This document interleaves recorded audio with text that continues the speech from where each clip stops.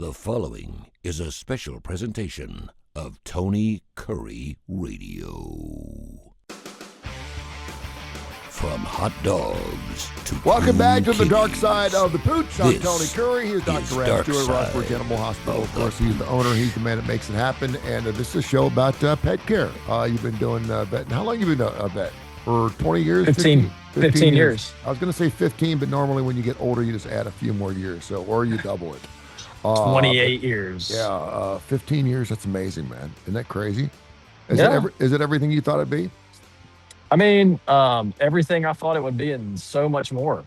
Or you see, it's weird because almost every little girl that I've ever met wants to be a veterinarian when they're growing up, when they're like 6 or 7 years old, and that's just standard because little girls love animals and they have this caring, nurturing thing that they got going on. And most boys, they want to be, cowboys and astronauts. Did you want to be a veterinarian growing up? And I think that's really cool. I think so. I mean, as long as I can remember, I guess, and it's just, I don't know, you kind of set your mind on something and then it just doesn't, go anywhere else. So I don't know. It's just one of those things where it ended up working out. And I didn't really I really didn't ever even consider another career path, really, which probably in a lot of ways isn't very smart. But, it's kind of like, well, this is what we're going to do. No, but I mean, it worked. I mean, listen, if that's what you wanted to do and that's what you love, you know what's going to happen. So there was no reason to spend your time on a minor. Your major was No, working for your major was working for you. So there you I have it. wouldn't have been good at anything else, I don't think. I think No, I would have been horrible at anything else. well, God give you a gift to take care of our animals, and you're doing a fantastic job. So don't change now, man. You're doing just fine. It's too You late, and man. I'm too old. You yeah, cannot teach this old dog new tricks. I understand. I went to the zoo this past Friday. I had several questions about some of the animals that I ran into there. I took my daughter there as often as I possibly can. I like that we don't have these father-daughter dances anymore because my daughter's too old. She's 14 now. And so I like to just rip the day. I'm taking the day off. We're going to go to the zoo, just you and me all day long. And we just had a blast. And so I have several questions I'll ask you about the zoo. But first, I want to ask you about your place of ownership down there. You always have some interesting stories going to the Rossborough Animal Hospital. Anything new and exciting the last couple of weeks?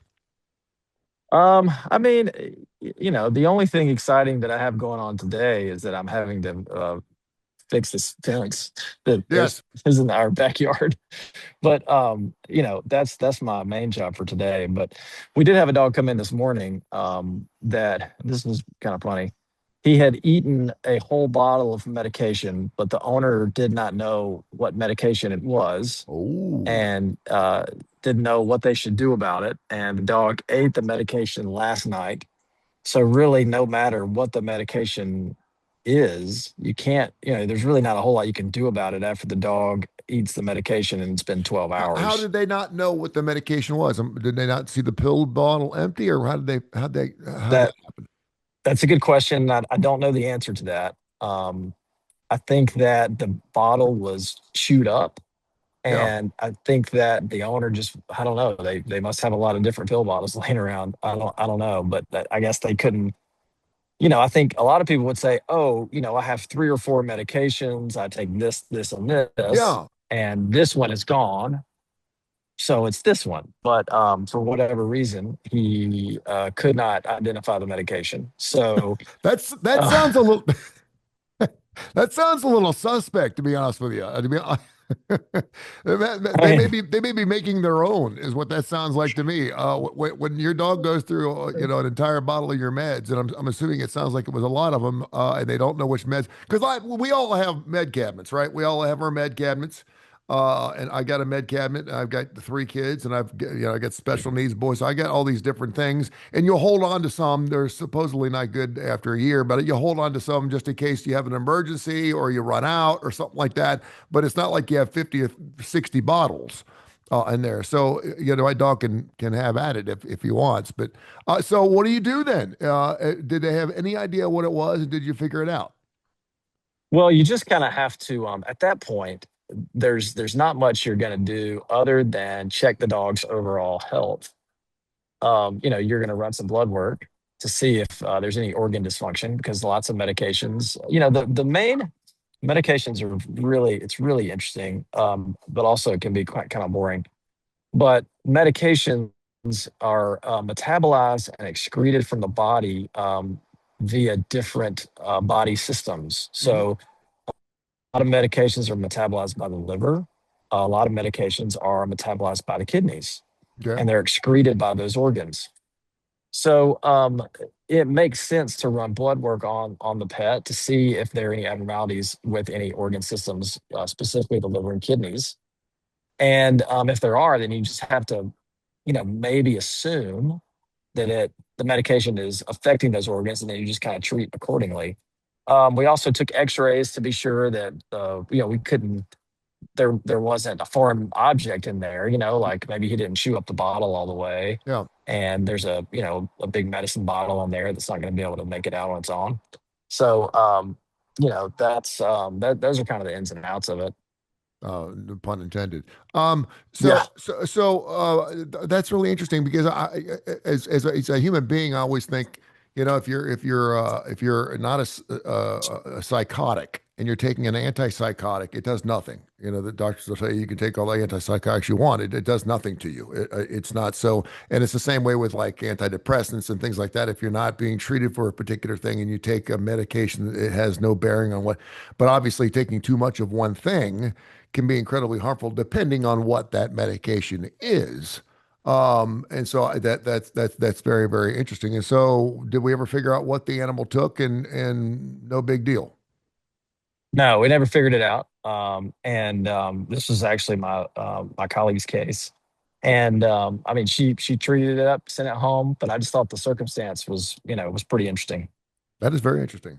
You never. I wonder how many times a human goes into an ER and says, "Hey, I just took a handful of pills. I don't know what they are."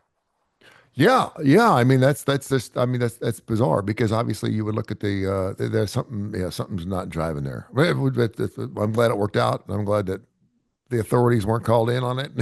no one, No, that's not our there were job. no overdosing No, of no. dogs, or no, that's not. Yeah, that's not your deal.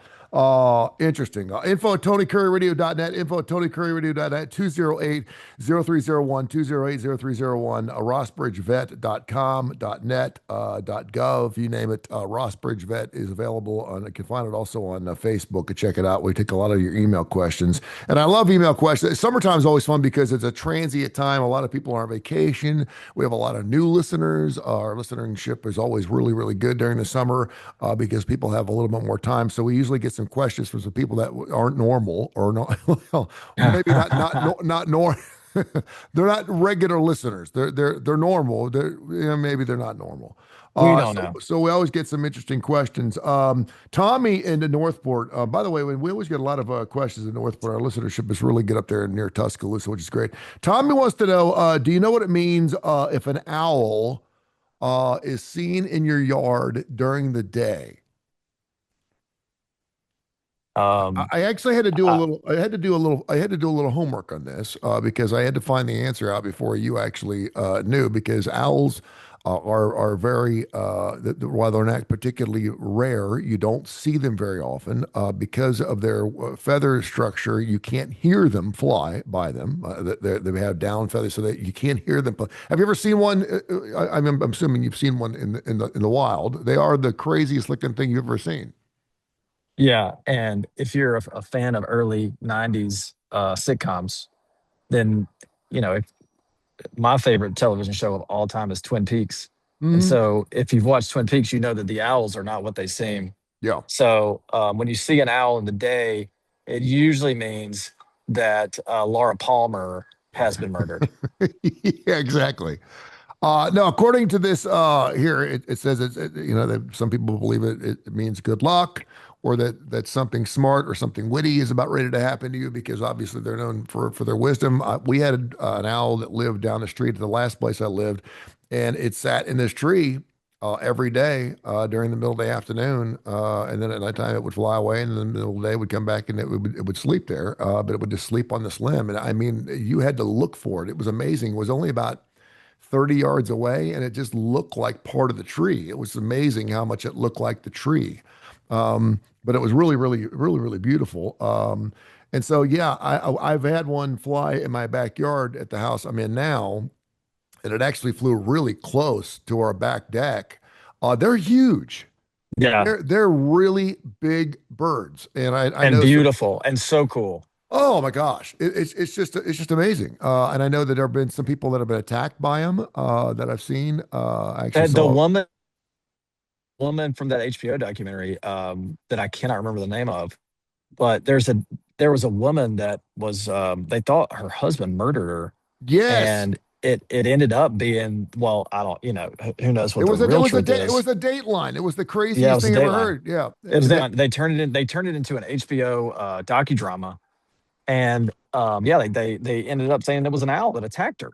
Yeah, they said the scratches in the back of her head were consistent with some large thing hit because she had blunt trauma on the back of her head from this thing. I've actually hit one with my vehicle. I had one fly into the windshield of my car, and it scared the hell out of me. And I'm telling you, the wingspan was as long as my windshield was wide, and just cracked the hell out of my windshield, ruined it. It's the only thing it could have been. A red-tailed hawk would have been way too small. It had to be an owl or a bald eagle, but I don't think it was that. But it was crazy, and it made me sad that I probably knocked one out. But they are just so cool if you get a chance, and I hear them all the time. They're just super cool when you have one talking to another, which is really really awesome. Matthew and also Birmingham wants to know, and I've had several people ask this question, and it's time to go ahead and throw it out to you. What animal have you not worked on that you would like to work on? And I realize that you do dogs and kitties, but if the animal kingdom was your world and you could work on, I know you've worked on giraffes, but you could work on anything, what would be an animal that you'd be really mesmerized by working on? Well, I think that, like the big, like cats, like lions and tigers, like at zoos and stuff. I think that that would be like really fascinating, but I think that that would just, I don't know that I would ever be comfortable doing that. They're just terrifying, but so Even sedated. even sedated, because you're the one that has to sedate them, Yeah, so I would, for me, I think I would like to get up close and personal with an elephant, because yeah. I know that they're powerful, and they could crush you, and they could probably knock you out with their trunk and all that stuff, but they seem like, docile enough where you can maybe do some stuff to it. You could sedate it pretty safely, and then do what you needed to do. And I just think that, I mean, find an animal that's cooler looking than an elephant. I just don't know that you can. Yeah, we used to do the Ringling Brothers Barnum and Bailey Circus. We used to be one of the sponsors, and they used to bring all the animals in through the railroad. Well, now the railroad park, Oh yeah. and they used to bring them They down, used to and bring them on the trains, they right? brought them on the trains. Yeah, and they would bring them out, and then they would walk them down 20th Street, Arrington Drive, and then take a right on 21st and take them into the BJCC. And so, as part of our promoting the fact that the circus is in town, I would get it to ride the elephants, and people would come out of their offices and watch the elephants. They would have to close part of Birmingham to watch, some of the ostriches and elephants and stuff walk down the street. And I got an opportunity to actually ride one, and it was funny because everyone kept telling me to wear really thick pants or wear two pairs of pants, and I kept saying why. They're like, their hair is really brittle. It's very strong, and I was like, yeah, whatever. Coarse and thick. Yeah, and so I just wore a pair of jeans, and I will never do it again. It was like sitting on millions of toothpicks, Oh literally wow. toothpicks. Yeah, it actually left little pieces, little holes on my backside through my jeans, and their hair grows Wow. faster than a human's hair. They don't shave them; it just falls out. But I had one elephant, it was chained to another elephant to my left, and my foot kept getting caught in the chain, and it kept pulling me down to the left-hand side, and I kept feeling like I was going to get crushed. But it was one of the most amazing things that I've ever done. It was just super cool. It was uh, unlike anything I've ridden a horse and I've ridden a camel, but an elephant. It's everything you think it was going to be and more. It's just such a huge, large, presence. It's just a, I mean, a horse is a massive animal. I mean, it's a 2,500 pound animal that could kick you in the face, and obviously it's just one of the most beautiful animals that God ever put on this earth. But an elephant is just like a totally different animal. You know what the crazy thing is, when I rode this elephants, all I could think about was how in the hell did they train these things for battle? Back thousands of years. You know, when they used to have Oh elephants, my they used to be gosh. in war. I'm like, how in the world? Because I guess, and I'm not a historian enough to know whether they had black powder or fire powder back in those days. I'm assuming, but I bet at some point they did. But I would just think, with all the stuff going on, and having to maintain the presence of this animal, whatever it weighs, 3, 4, 5,000 tons, whatever it is, it would just be amazing to do something like that. And I don't know how you do that. It's one thing to get an elephant to stand on its head, at the BJCC, but it's another thing to put it into battle. I've always thought that was wild. Well, you can yeah, battle will be a totally different thing. But anytime I think about riding an elephant, well, now I'll think about you riding an elephant. But before, I always thought about Indiana Jones and the Temple of Doom, Mhm. where early on in the movie, I think they're in Bali. I think they're somewhere in Bali. That's where the temple is. And Yep. so everyone's riding these elephants. And so I'm like, okay, well, I mean, how trained are those elephants in that movie? Are they just trained to walk where they're supposed to walk, or is it just like a horse? Like, okay, you don't have to have, like, for example, for a dog to be in a movie, that dog would have to be, I mean, incredibly well trained. Okay, Yep. but for a horse to be in a movie, it just does its normal horse thing. You just ride it. So I wonder if that's the same thing with an elephant. It doesn't need any training. All you're doing is just riding it like you would a horse. Yeah. I don't know. I mean, we know that they're incredibly smart. We know that they have great memories. That's true. And we also, the thing that's cool about elephants is they do remember, as far back as a human being does. If you attack an elephant or one of its small ones or something, it will remember what you look like, what you smell like, and it will come back to get you. Which I've seen Yeah. many stories on, which I think is really really interesting. All right. I think it would be cool. I think it'd be cool to work with monkeys, but then I'm so terrified of that movie Outbreak. It's Yeah, you like know what? I'm I kind of over don't. the, yeah, ripping your face off. I'm glad you brought that up. We went and saw, we went to the zoo again on Friday, and saw the spider monkeys. They're always fun. I saw a recent video of, I think it was an orangutan that came at the glass and actually cracked the glass. Some kid was messing with Oh it and wow! making, At the Birmingham Zoo? no, not the Birmingham Zoo, but another zoo. If you pull it up, Okay. orangutan breaks glass, you'll see it. And it came at this 3 or 4 inch piece of glass and actually cracked the window, and obviously scared the bejeebers out of this kid who was making faces out of it. But yeah, I think sometimes, animals just finally, they just have had it, and Yeah. they probably want to get after it. But yeah, monkeys used to be kind of cute and sweet, and I always thought it was kind of fun, it'd be neat to have one. But I'm kind of like over the monkey thing ever since, I think it was during COVID, and maybe it was in India, when people weren't allowed to go outside and do anything anymore. The monkeys kind of took over everything. Because if you don't have someone to shoo them away, they're breaking into everything. Oh It was yeah. like Yeah. looters. I mean, at nighttime there'd be 5 or 6 thousand monkeys breaking into grocery stores and all these things, and it was insane. Um, so yeah, and again, I've seen enough Planet of the Apes movies. I'm good. I'm all right. All right, we had several things. By the way, this is Darkside the Pooch. Always brought to you by Sasquatch Toys and Comics. I'm going to have Seth on our show on ABC 3340 here in the next couple of weeks. He's been super busy. He's been traveling around not only our country, but the world, looking for all kinds of different and classic toys, Legos, Battlestar Galactica stuff, Star Wars. I know the new Star Wars movie is out. That stuff is super, super hot. If you're looking for a toy still in the box, you have some stuff you found in your grandma's attic, you want to buy, sell, or trade, they do that too. Sasquatch Toys and Comics. Sasquatch Toys and Comics down there on Citation Lane. They have over 300,000 comics. If you're into the comic thing, man, it's the way to go. It's fantastic. Lots of questions on the New World Screwworm, which is one of the coolest and nastiest sounding things I've ever set my ears on.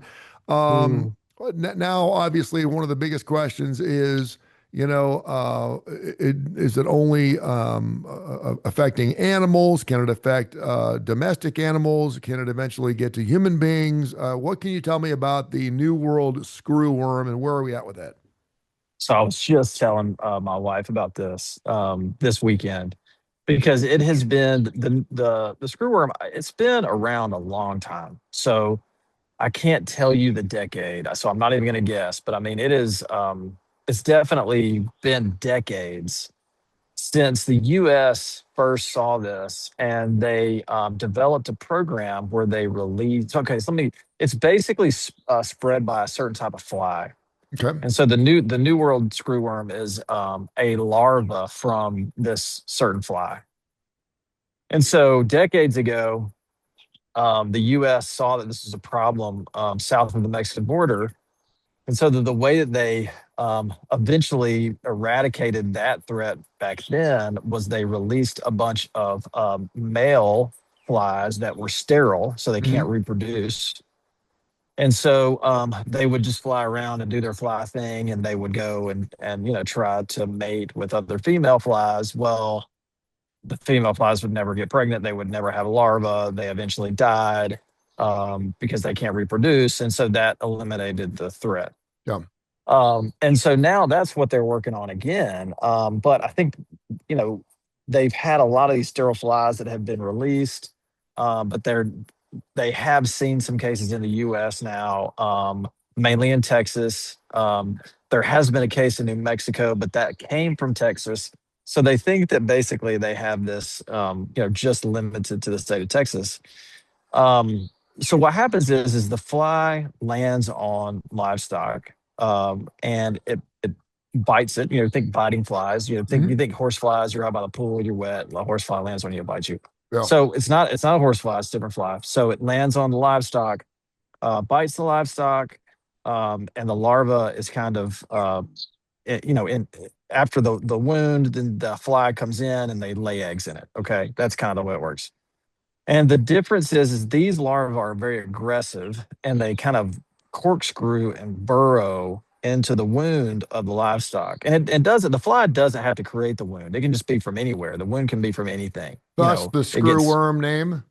right. That's the Yep. screwworm name. But there any wound on the animal, a fly can come in and lay eggs in it. And then that's where you get the worm that burrows down. And they don't stop. I mean, they just kind of burrow and they continue to eat and eat and eat until you get a horrible infection and then you die and then the animal dies from that, or maybe you get down to something vital, but and they lose a lot of blood, but usually it's just like a huge festering wound that they'll die from. And like domesticated animals, and also companion animals, so dogs. There was a case of a dog that was infected, and that was the one they found in New Mexico, Uh-huh. but it came from Texas. But so it can affect dogs. It can also affect people. So it is something that is, it doesn't. There's not a boundary in between animals and people. People can be infected with the screwworm as well. Typically, when they describe the screwworm, they talk about it being a live flesh eating larva. And obviously, that sounds like some type of zombie thing. I mean, it's just like, oh my gosh, it's eating live flesh. It just, because a lot of worms and obviously bugs and insects like to eat dead things. They also land on live things, but for it to actually just bite through something that's still living is terrifying. Is that any different than any other larva that normally does that? Or are they just doing that to make it sound like it's worse than it actually is? No, I think it's a little bit sensationalized because if you think about it, and I mean, we don't really see this in our area, but I have worked in areas where dogs will come in with wounds and they'll be infected with maggots. And that's not New World screwworm. Those are just Yeah, maggots. yeah. So no, I mean, I think that it's a little bit sensationalized, because it is somewhat exotic and new, and it is very dangerous. And it dangerous to our food supply. Dangerous to kind of underdeveloped places. So yeah, I mean it's a threat, and that's why I mean I read an article about this the other day, and I can't remember the amount of dollars that the U.S. Food and Agricultural Department is putting into this program to eradicate this, get it under control again. But I mean it's millions of dollars, so they're taking it seriously, and as they should. Yeah. Darkside the Pooch, Dr. Rab Stewart runs the Rossbridge Animal Hospital, does wonderful work, and we're so happy to have him on the show every single week. Info at TonyCurryRadio.net, info at TonyCurryRadio.net. Several emails, too, about this is kind of an ongoing thing, too. I'm kind of digging deep today. What's your thoughts on bringing back extinct animals? We've had several questions that we've asked about the woolly mammoth. While it's not really a woolly mammoth, I guess it's the closest thing. I know they're talking about bringing back the dodo bird. What's your thoughts, moralistically, from bringing back things that have already been dead? I mean, I don't really have a, I don't think I have a moral problem with it. Because then I think you have to like, it's a really, you know, a really kind of gray area. Like, okay, well, if we can't use modern science to do certain things, where do we draw the line? Like, do we not take cancer medication? Do we Yeah. not start doing like new medical procedures that can save lives? So, I don't really have any moral problem with it. I think that I think caution should be used, like, to you got to think about like, all right, well, is this animal going to be a threat to anybody? Is it going to be a threat to just people in general? Is it going to be a threat to the ecosystem?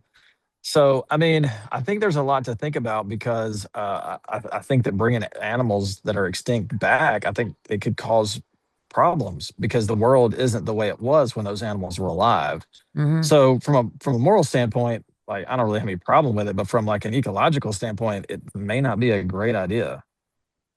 Yeah, I agree with you.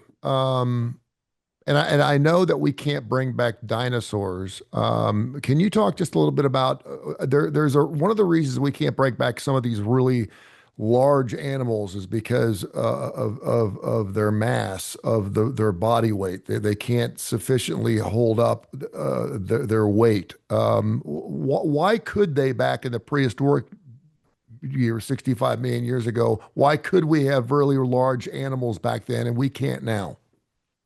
Well, I mean, just think about the population now. I mean, what's the world population? Like, I mean, it's in 8 the billion. billions. Yeah, 8 Yeah, I billion. mean, Yeah. I was thinking it was close to 10 billion. And like back in the prehistoric period, I mean, I have no clue what the population was, but I mean, it was literally a tiny fraction of what it is now. And it was almost like the people were outnumbered.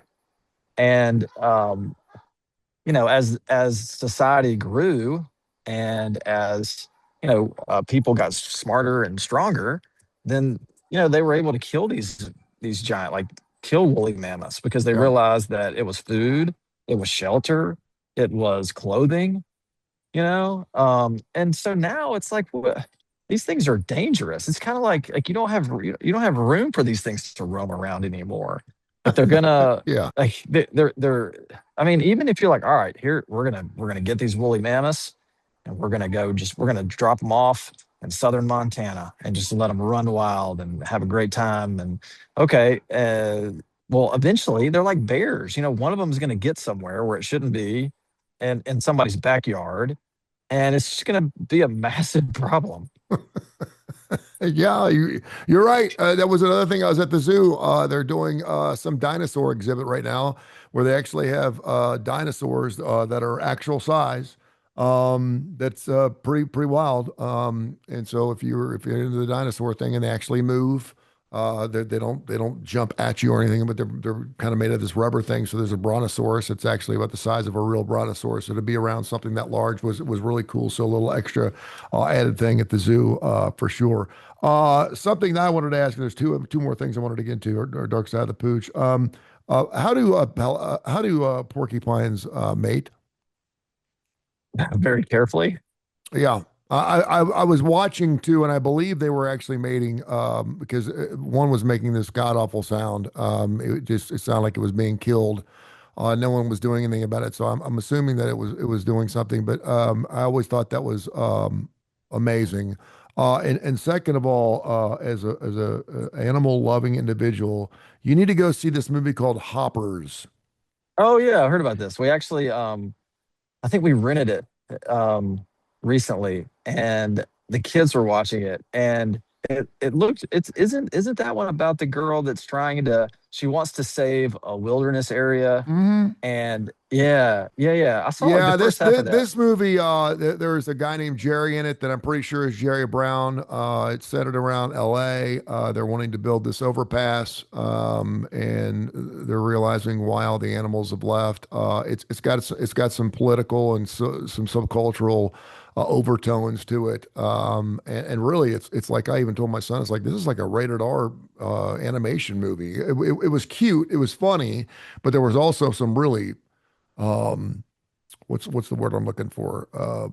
Strong social economic type of like, wow, I didn't even think about that because at the end of it, basically the whole world's on fire, and you're like, geez, this thing turned quick. It went it went from This went into the tank. yeah, it really did. It went from a Dumbo Finding Nemo thing, all that cute, these little beavers, to oh my gosh, the whole world's on fire, and they had to break this dam down in order to put the fire out and stuff. And it was kind of like, geez, it was a beautiful Um, story. It was great, but it was out of control, man. There were some parts of it I was like, damn, they were really getting after it here.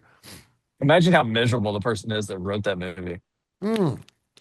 No, Like it they was. must just be like so. They must be so angry. You want to talk about raiding the medicine cabinet? It was like a bunch of people at Pixar were popping LSD and just drawing and writing down whatever they wanted. Man, there were robotic animals and there were. I need to see it again just because I couldn't really fully appreciate how weird it was, particularly at the end. It was like, did I just watch something? Did I ever just see something like that? It was, and the other thing was really cool about it was there were no like I think Meryl Streep had a really small bit part in it, but no one I didn't know anyone else that did the characters, which obviously is a big part of why a lot of people see these things, whether it's Steve Carell or whoever. And so there were no common people doing the voice work, which made it really kind of cool. Um, yeah, it was wild, man. It was you know what it was? It was like the first time I saw Ren and Stimpy. No, I was no. like, Well, I mean, there's no way that this movie could be as good as Ren and Stimpy. No way. I'm not saying it was as good, but the first time, you remember how you felt? You're like, geez, what in the hell Yeah. am I watching here? Because This is this is not Tom and Jerry, man. This is this this is weird. shock That's and awe. yeah, that's how I felt. That's how I felt doing it. All right, go finish your fence. Thank you for joining us for the show. I'm glad. Oh, there he goes. You can tell which board it is. Is it the right board or the left board, the clean board or the brown board, or both? It's the one that is I don't know. It's almost like a it's not the lighter colored one. I replaced that one not long ago. It's the one I don't know when I flip this camera around which side it's on, but it's the brownish reddish kind of Yeah. auburn color one. That looks good. You're going to protect your animals. That fence looks like the next 5 or 10 years you may have to replace that bad boy. Yeah. This fence is going to have to be. Yeah, need some TLC. We get out here and do our patchwork. It makes me One, feel like I've accomplished something. you do one board at a time, man. It'll be brand new before you know it. All right. Yeah. Tell people how they can find you, my friend. All right. Call us 208-0301. Email us rossbridgeanimalhospital@gmail.com, or you can find us on Facebook. You are the man. Thank you, brother. I appreciate you. See you. What? Tibble.